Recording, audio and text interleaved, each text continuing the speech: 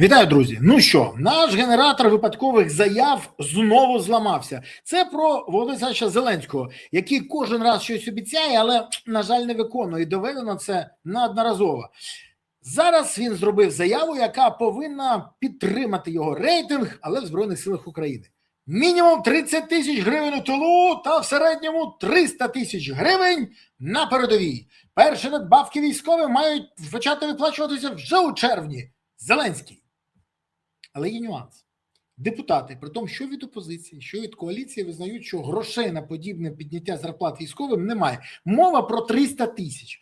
Підняти до 30 тисяч, тут теж є деяка цинічність, але ми про це поговоримо згодом. Більше того, вони кажуть, що всі гроші, які були в бюджеті, наприклад, щоб підняти зарплату, пішли на президента, підняття зарплати слугам народу, кешбеки, єбачки, Вовини тисячі весту та інше. То, здається, буде все як з обіцянкою Зеленського почати демобілізацію вже в 26-му році. До речі, очільник Генштабу Гнатов чесно визнав, демобілізації не буде.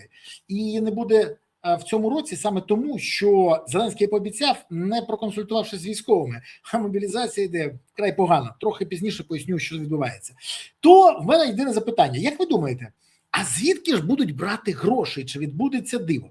На 30 тисяч ще гроші якось візьмуть. Ну, візьмуть з інших проєктів, з процесів, перекинуть з інших оборонних проєктів. Але вже зараз 150 мільярдів в мінусі, саме з яких повинні були платити зарплату. Грошей немає, а зарплату повинні платити. І Зеленський знову обіцяє. Це нагадує, нам би день простояти і нічку протриматися. Володимир Олександрович завжди обіцяє те, що не буде виконувати. Доведено неодноразово.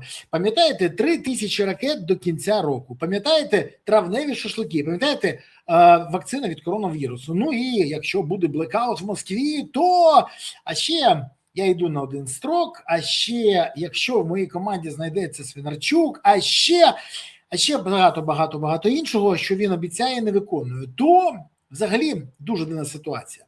І ще хочу нагадати, що президент анонсував, що базова зарплата солдата в тилу зросте з 1550 доларів, які він отримував в липні 2022 року, до 650 доларів в липні 2026 року. Ви розумієте рівень цинізму шоумена? Бо гривня, ті самі 30 тисяч, які були в 2022 році, це геть не 30 тисяч, які в 26-му. Зеленський це розуміє. Ну і дійсно, що йому сказати? До речі, він досі не може відповісти на те, хто ж той Вова, для якого будують будинок в династії поряд з Андрієм, Мінічем і Чернишовим. Та що вони будуть відповідати, звідки тут брати гроші і чому не індексували по відношенню до долара? Ну, такі дрібнички нашого президента не хвилюють. Він дає глобальні завдання. Наприклад, доручив відкрити значно більше можливостей залучати іноземних добровольців в українську армію. І щодо цього буде більше механізмів рекрутингу. Це теж заявив наш президент, Верховний Головнокомандуючий Володимир Олександрович Зеленський. Але заявивши, ну якби трохи не включив в мізки, а може і не трохи. Це нагадує: сонце, стій! Доручаю сонцю стати. І сонце повинно виконати, а чому ні? Він доручив, а гроші де він планує на це взяти? Знову гроші, так, бо на рекрутинг іноземців потрібні гроші. І головне питання, він скільки планує платити іноземцям? Як нашим, то іноземці за такі гроші не підуть. А якщо більше, то це викликати буде питання вже в наших військових. Він мозком взагалі не користується. Бо ще одне питання. А терміни служби для них будуть інші, ніж для наших. А це буде як сприйматися? Він таке відчуття, що обіцяє, аби й пообіцяти. І, до речі, ми ж всі знаємо. Пам'ятаєте, буде страшна помста по удар по Москві. Буде це, буде се. Щось з обіцянками в нього все гаразд. З реалізації лайново виходить. Хоча, який шоумен, такі результати. Взагалі, пам'ятаєте ще заяву Зеленського про те, що демобілізація відбудеться вже в 2026 році. Вже тоді було зрозуміло, що він бреше, але було незрозуміло, навіщо він збрехав. І дійсно, багато хто казав, неможливо реалізувати те, що обіцяє Зеленський, постійно. Але тоді експерти казали, що можуть так виписати умови, що демобілізують 1010 зі всієї армії і зроблять цього піарну історію. А все стало значно гірше.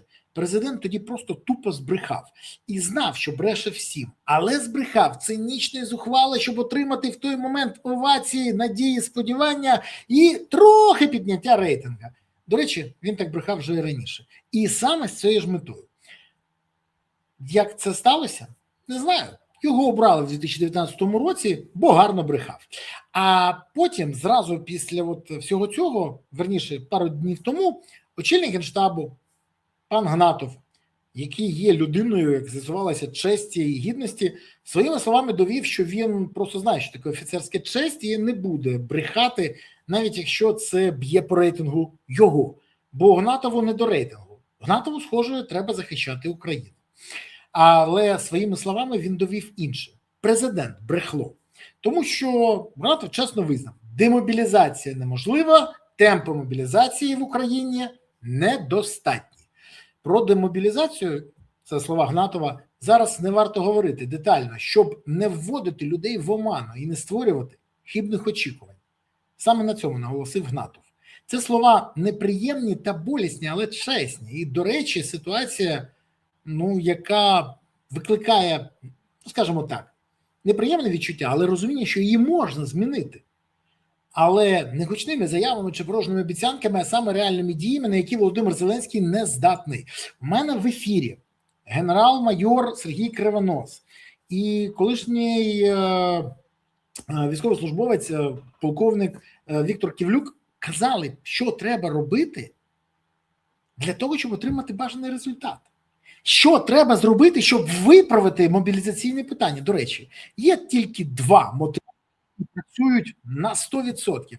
Перший мотиватор – це, вибачте, один і той самий. Це гроші.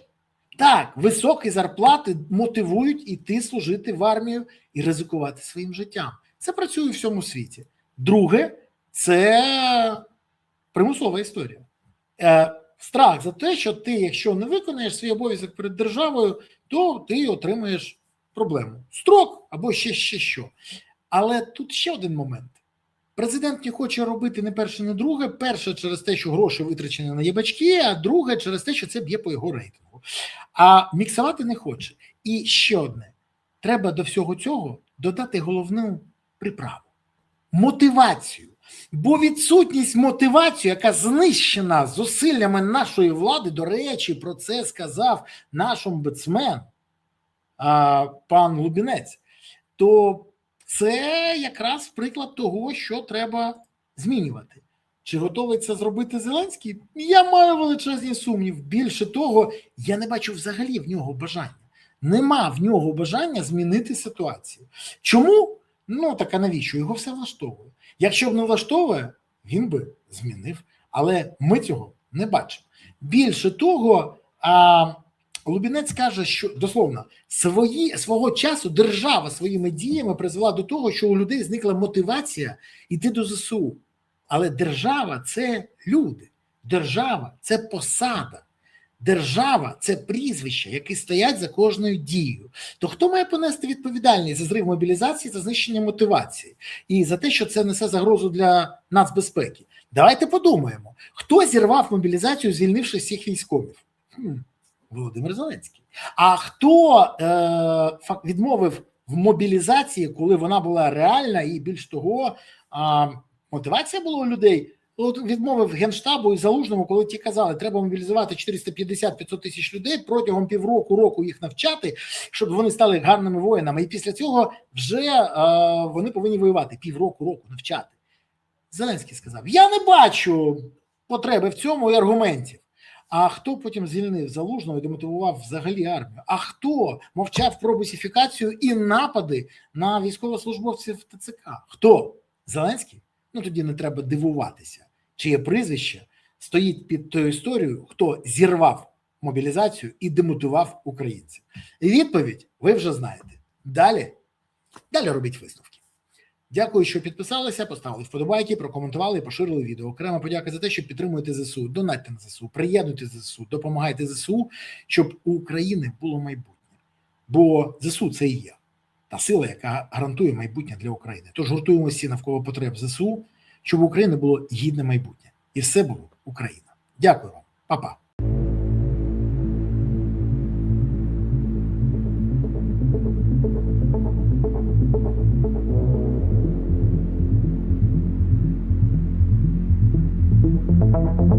Thank you.